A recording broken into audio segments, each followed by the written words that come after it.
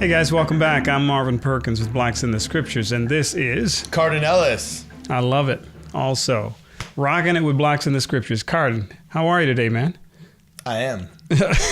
I'm good. Actually, I probably shouldn't say I am, because technically that's Jehovah, right? Yeah, that might get biblical on us, you man. want to say that might get... So I have to say I be. That's good. I like that. That's kind of gangsta. We'll take that.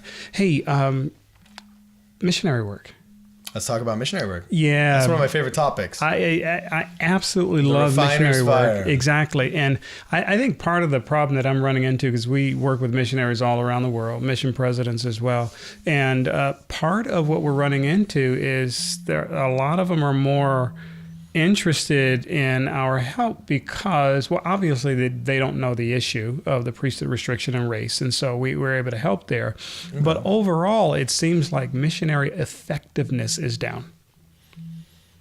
I can see that. Yeah, and as we sit with the missionaries and try to find out... Well, what do you mean by their effectiveness is down? Their effectiveness at reaching people at... As in like number of baptisms, number of discussions, what are we talking about? Well, again, as a sales guy, I can go in to any customer, whether they're going to buy our product or not. I can go in and have a meaningful conversation with them where I can actually deliver some value, continue the conversation, basically understand their needs a lot better, just understand how I might even if I can help them in the future, but even recommend something else that's more helpful to them based on understanding. So basically what I'm saying, I can create engagement.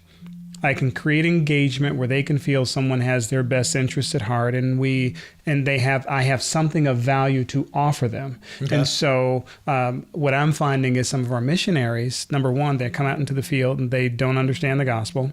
They only know the Book of Mormon. They don't know the Bible. And what a travesty, because the Bible is our bridge to our brothers and sisters. Most of our brothers and sisters who are Christian who don't have the Book of Mormon. That's kind of a North American problem. Yeah, I had South American companions that often mentioned that. Yep. Yeah. So I mentioned that they knew the Bible. Did they know the Bible? The North American elders don't know the Bible. Exactly. Yeah, that was a comment. Exactly. And what a huge missed opportunity as far as our overzealous. And I wouldn't want to say overzealous, in our overabundance of enthusiasm to get to know the scriptures unique to our faith. We neglected getting to know the scriptures that are not unique to our faith and are like you said, universal bridge to others. Yeah. And so part of what we're doing with some of the missions around the country, some of the missions around the world, is helping them with their missionary effectiveness, trying to help them to be more effective, teaching their missionaries how to engage. But, it actually starts by understanding the race and the priesthood issue and understanding the value of using the Bible and not allowing yourself to be called Mormon because you're taking the name of Christ out of it and people don't think you're Christian. Well, if you've got the name of Christ in everything you're called, it's hard for people to say they're not Christian. And so this is, I think this podcast should be dedicated to some tips that we can do to help missionaries be more effective in their conversations and their communications. And you served a mission. I did. Where'd you serve? Oh, I served a tough mission, man. I was in God's quarantine, baby. Uh-oh, come on. I was way down south in Buenos Aires North. Buenos Aires. That was a good mission. All right, beautiful. It was tough, but it was good. And so give us some lessons from your mission. For an example, if you were to serve a mission again today, knowing what you know now, what would you do differently? Actually, the very first thing that comes to my mind is something I would not have done differently. Okay. And what I would not have done differently is work myself ragged. I do believe God grades on a curve and rewards effort. And okay. I was all out, hardcore. I exhausted myself both mentally and physically. So that is something I would not change. I'm still waiting for the negative. I would do that. What I would change is I wouldn't have been as tough on myself. Okay. I think I was very tough on myself. Oftentimes I would put upon my shoulders the stresses of others that ultimately were out of my control. Okay. That were choices others had to make. So that was something I matured out of. Things I would have done differently. would have had a better haircut. I adopted that part of my hair just to look conservative. That was horrible. No. This is good. I'm with you on that one. Gosh, doctrinally, you know what? Our problem was not race and the priestess down there. I don't want to call Argentina racist, but I saw 2 African-American guys when I was there. Their history is that of expelling the Indians after extermination. So I think they were people of African descent, not quite African Americans, unless they were the missionaries. Sorry, yeah, you're right. Okay. All of the African Argentinians, that was race relations are not the issue down there. In fact, that's something completely foreign to them. I remember getting when Remembering the Titans came out. Yeah. And people were asking, "Oh, is it really way up there? Oh, yeah, you guys got big problems with that?" And you're looking around at a population that is like 99% Spanish and Italian. I look like a local. Okay. You know, it's a different vibe down there. They were very anti-American. That's when the war in Iraq started. Okay. So I would have been a little bit more patient with that. We'd have people come up and yell and scream at us all the time. But in regards to blacks in the scriptures, that wasn't as much an issue. So and that's good. And I think, well, let's talk about, now, I never served a mission. Some people say, Brother Perkins, you joined as a convert and, so you didn't serve a mission. And I say, well, actually, I've been a member for 28 years and I've been a missionary for 28 years. And so a missionary that's very effective. He walks around with a mic so he can just drop it.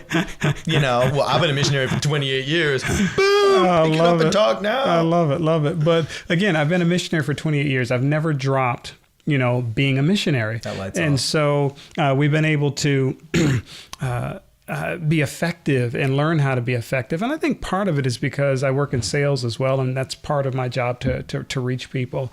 But a couple things that I would give in aiding with missionary effectiveness is, number one, make sure you're following the Savior and you really are connecting with the Savior and focusing on Him. Always be looking up.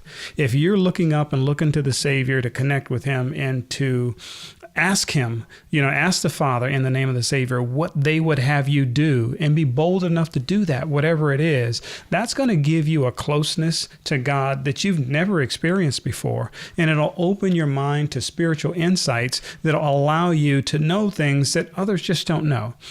Secondly, get to know the Bible.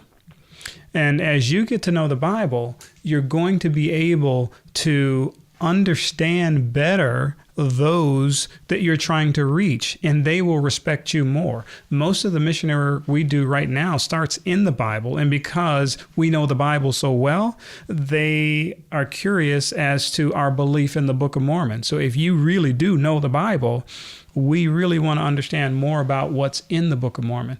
Now, also, if you really understand this issue of race in the priesthood, you can easily prove that the Book of Mormon is an ancient document, and just ask our neighbors to pray about it. But you can easily prove that. And so those are things to really, and I think the last thing I'll share here, because I know we got to close up, but the last thing I'll share is this, is if you understand this issue, it helps you to understand just about all of the other issues in the plan of salvation. That's why it's key. Well, I would definitely echo that since I came back from my mission and now my missionary efforts have focused to my friends and neighbors here in North America, specifically to Southern California, I would definitely say that tackling and understanding the race and the priesthood issue is probably the single most... it's the microcosm that represents the macrocosm. I feel like it's the single issue that, if tackled personally, will help you understand on a bigger scale what the Church of Jesus Christ of Latter-day Saints is about in terms of how we need to cultivate a direct relationship with God, what the role of prophets are, and how we can screw up both of those things and how to avoid screwing those up so we thrive instead of dive in both popularity and effectiveness as a spiritual conduit to God. Excellent. Well, I love that. And with that in mind, one of the things I'd like to talk about on our next podcast is the one true church. Okay. A lot of people are wrestling with that a little bit, and I'd love to get some of your insights and thoughts on that. They've been singing Kumbaya way too much with way too many people. Come on. All right, guys. Hey, for Blacks in the Scriptures, I'm Marvin Perkins. And I'm Cardon, Ellis. And we want to say We're dropping the mic. We'll see you next time. Thanks for sharing. And again, for this topic, Race in the Priesthood, go to raceinthepriesthood.com. Our videos are right there. You can share those and then send us your comments. We'll talk about them on camera. Thanks. See, now we're dropping the mic. We're out.